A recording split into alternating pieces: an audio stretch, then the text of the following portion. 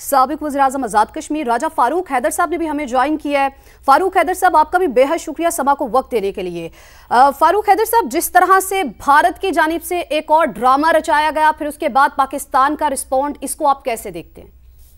ऐसा अभी जो जनरल साहब बात कर रहे थे ना कि इस सारे एरिया में न बांग्लादेश इंडिया को रोक सकता है, न नेपाल है, न श्रीलंका है, न भूटान है। ये पाकिस्तान ही है जो उसको वाहिद रुकावट है। इसलिए उसको जो तोसी पसंदा नज़ाइम में मिडिल ईस्ट की तरफ, सेंट्रल एशिया की तरफ, उसके रास्ते में पाकिस्तान आता है। अल्लाह ने पाकिस्तान को ऐसी जगह पर बनाया है, पाकिस्तान को कुछ बाई पास करके हमको उससे गुजर के कोई नहीं जा सकता। अब जो ये जो कुछ किया, ये सारे इंडिया के अपने इंटरनल इशूज हैं, उसको बहाना बनाकर मोदी ने उससे 2 सूबों में इलेक्शन भी लड़ना है। मोदी को सिंपल मेजॉरिटी भी नहीं मिल सकी, कोलिशन गवर्नमेंट चला रहा है। अमेरिका के साथ भी उसके जो तजारती इशूज हैं वो उसको प्रॉब्लम पड़ा हुआ है, और बहुत सारी बातें जो हैं। फिर वक्फ बोर्ड है, वक्फ का जो कानून उसने बनाया मुसलमानों को दबाने के लिए वो बात कर रहा है। तो उसे अपनी तरफ से ये कैलकुलेट करके ये जो कश्मीर के अंदर किया, ये जो फॉल्स फ्लैग ऑपरेशन जो उसने किया, ये जो बताने के लिए, ये भांडा जल्दी फूट जाएगा। और ये मैं आपको बताऊं कि अभी तक जो आया है, मैंने अभी ट्वीट भी किया, लेकिन मुझे खुशी है कि उसमें ये भी आया कि हम भी शिमला एग्रीमेंट को महफूज रखते हैं, उसको मनसूख करने के लिए। बात यह है कि ये जो पानी का इशू है, ये 2 अफ्रीकी नहीं है, 6 अफ्रीकी है। शिमला माजदा तो 2 अफ्रीकी है, ये वो तो हमें इख्तियार है उससे बाहर निकलने का, तो उसमें तो हिंदुस्तान निकल नहीं सकता। हिंदुस्तान से गलती होगी इंटरनेशनल लेवल के ऊपर, ये कि उससे जो है ना ये माजदे से जो है ना वो अलग हुआ एक तरफा तौर पर, तो वो उसको गले पड़ जाएगा। ये मेरी बात याद रखे। उसकी सारी डिप्लोमेसी जो है ना इसी में नाकाम होगी। मेरी बात जो है, हमें क्या करना है, हमें वेलकुलेटेड करना है। हमने जो है ना ये इसको बढ़ाना नहीं अपनी तरफ से, हमने अपना बिल्कुल, मुझे पता है कि हर चीज़ हमारी अफवाज पाकिस्तान हर तरह से समुंदर में, हवा, फिजा में, ज़मीन पर सब तैयार बैठी, हमेशा बैठी रहती है। पाकिस्तानी कौम भी इकट्ठी है। और ये भी बताना चाहता हूँ, वल्लाह मैं आपसे कहता हूँ, मैं आज खुद बगैर किसी बात के, हम आज़ाद कश्मीर के लोग अपनी फौज के पीछे खड़े होकर हिंदुस्तान की इस किसी भी तोसी पसंदाना एग्जाम की अब जो है ना वो भरपूर मज़म्मत करेंगे।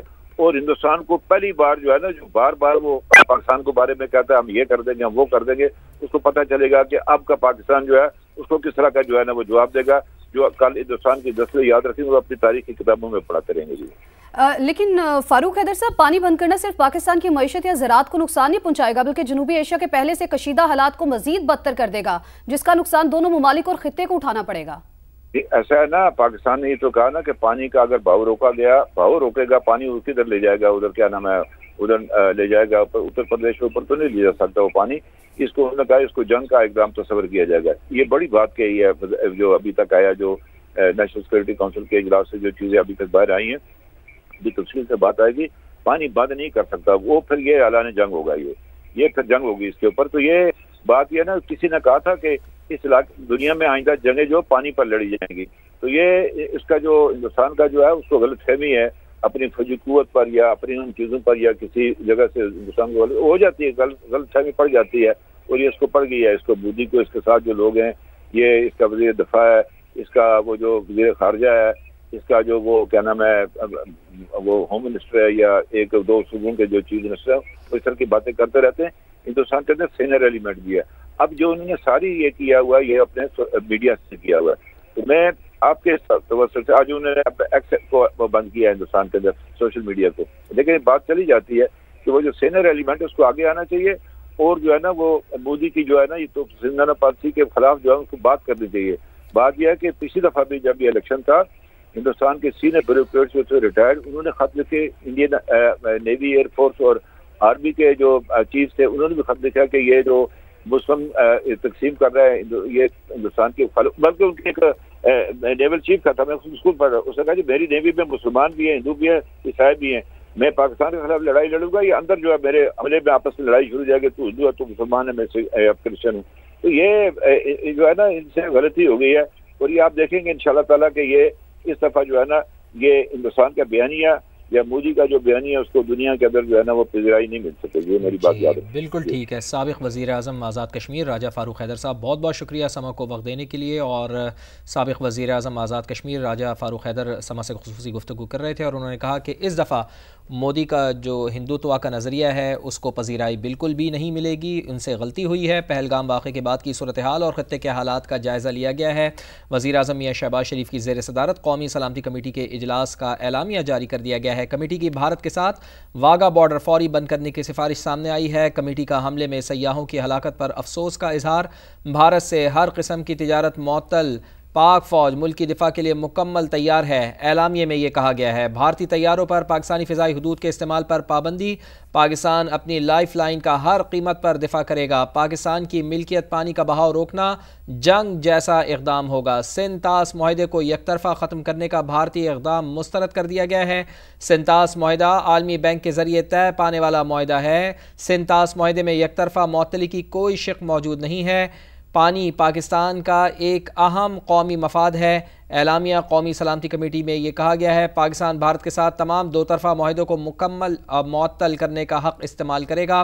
پاکستان نے سارک کے تحت تمام بھارتیوں کے ویزے معطل کر دیے ہیں۔ سکھ یاتریوں کے علاوہ بھارتی شہریوں کو 48 گھنٹے میں ملک چھوڑنے کا حکم، بھارت کے ساتھ شملہ معاہدہ معطل کرنے کا حق رکھتے ہیں۔ اعلامیے میں یہ بھی کہا گیا ہے بھارتی ہائی کمیشن میں تعینات دفاعی، بحری اور فضائی مشیر ناپسندیدہ قرار، بھارتی اقدامات نے دو قومی نظریہ درست ثابت کر دیا ہے۔